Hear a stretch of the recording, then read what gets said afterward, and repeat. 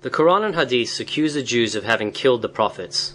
Whose and which prophets did they allegedly kill? It is ironic that the Jew-hater Muhammad should include the above statement in his Quran. Why should Muhammad care if the Jews killed any of their own? They were not killing Arab prophets, not that there were any after all. Did all the Jews of the ancient world participate in these killings? Are all the Jews all over this globe guilty for the acts of some individuals or groups among them? If so, then all the followers of Muhammad, all hundreds of millions of them, should be held responsible for all the acts of terror conducted by some of them in the name of Allah and Muhammad and Islam.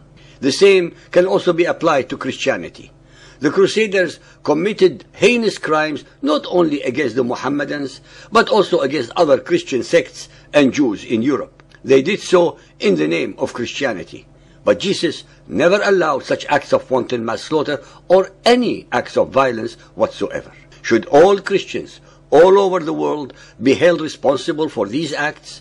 Christians in Africa, in Asia, in the Americas, for all time? Also, should all the followers of Muhammad be held responsible, all hundreds of millions of them, for the real slaughter of Umar ibn al-Khattab, of Uthman bin Affan, of Ali ibn Abi Talib, of Al-Hussein bin Ali, and all of the tens of Khalifas who suffered the same fate during 1400 years of Muhammadan Islam?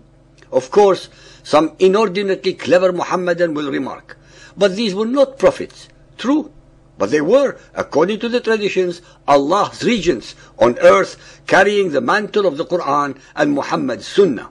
Can any follower of Muhammad reveal to our listeners which group of Jews killed which prophets? Could they also reveal the circumstances and dates of these events? Can any one of them name these allegedly slaughtered prophets? Why do the followers of Muhammad always use a double standard with an obscene degree of hypocrisy, whereby they attack the religious beliefs and integrity of Christians, Jews, Hindus, Buddhists, Zoroastrians, animists, and pagans, but will not accept or allow any criticism of their own wanting cult belief system? Al-Baqarah 2.87. Is it that whenever there comes to you an apostle with what you yourselves desire not, you are puffed up with pride? Some you called impostors, and others you slay? 291. Say, why then have you slain the prophets of Allah in times gone by, if you did indeed believe? Al-Imran 3.21. As to those who deny the signs of Allah and in defiance of right, slay the prophets, and slay those who teach just dealing with mankind, announce to them a grievous penalty.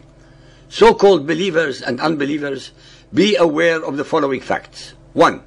The Quran lists about a dozen Hebrew prophets and kings such as Adam, Noah, Abraham, Ishmael, Isaac, Jacob, Moses, Aaron, Job, Idris, David, and Solomon. Not one of them was killed by either the Israelites or the Jews.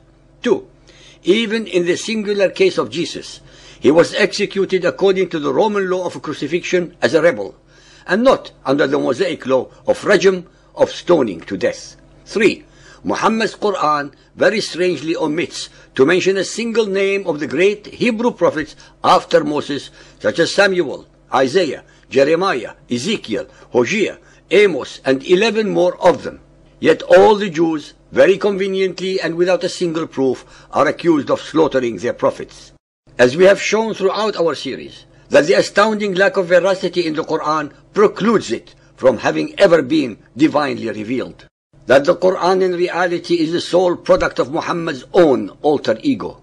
His hatred, lust, narcissism, anger, fear, total incomprehension of the biblical events and characters, historical and space dislocations, grammatical and lexical errors, plagiarism, etc.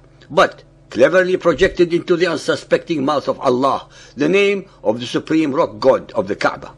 Ladies and gentlemen, please remember that Muhammad's Quran went through two distinct stages. That of Mecca period, wherein the verses are truly conciliatory, and those of the Medina period, which are hate-mongering and war-mongering, that abrogated, overruled, or overturned most of the earlier ones. These abrogating and abrogated verses occur in 71 out of 114 chapters, representing an incredible 62.28% change of Allah's mind, are actually a reflection of Muhammad's own split personality. On the one hand, he recites a decent, humane, and just precept or concept. Then, on the other hand, he overturns and replaces it with another, hate-mongering and merciless one.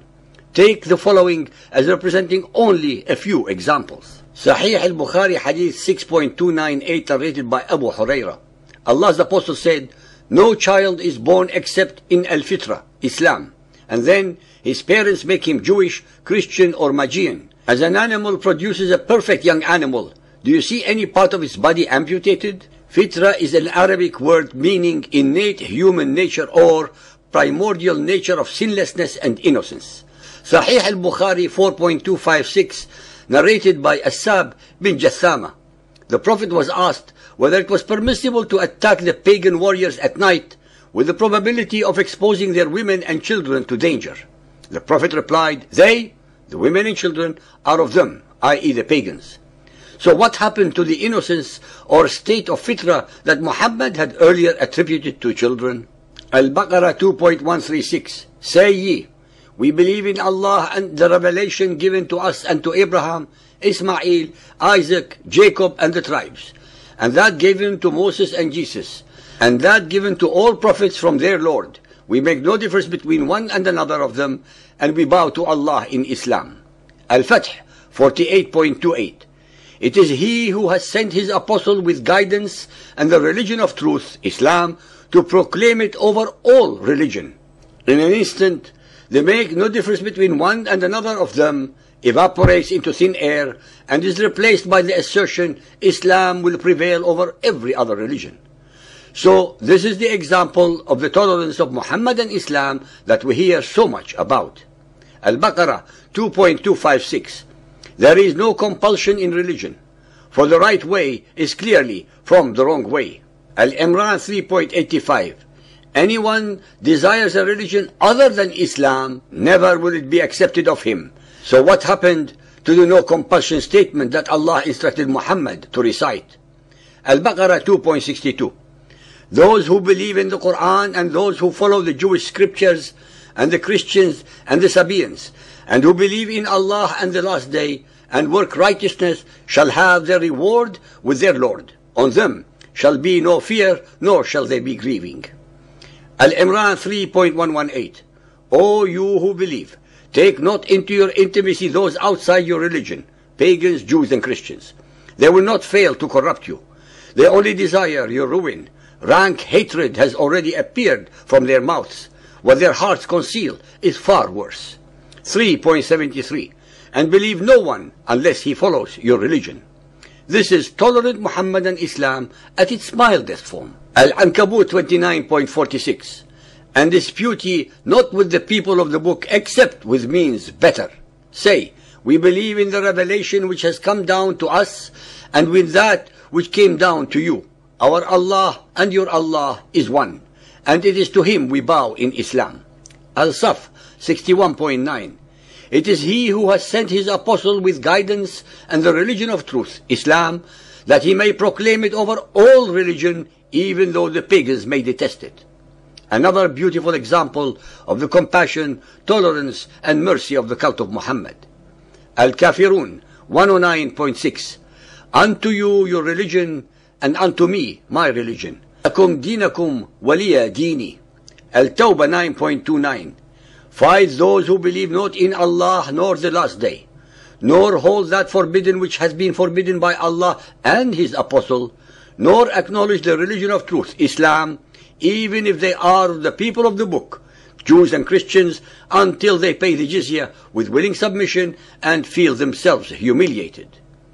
So-called believers, how can you intellectually, morally or theologically judge or accept as true that such incontrovertibly and blatantly contradictory statements are emanating from any omniscient and infallible divinity?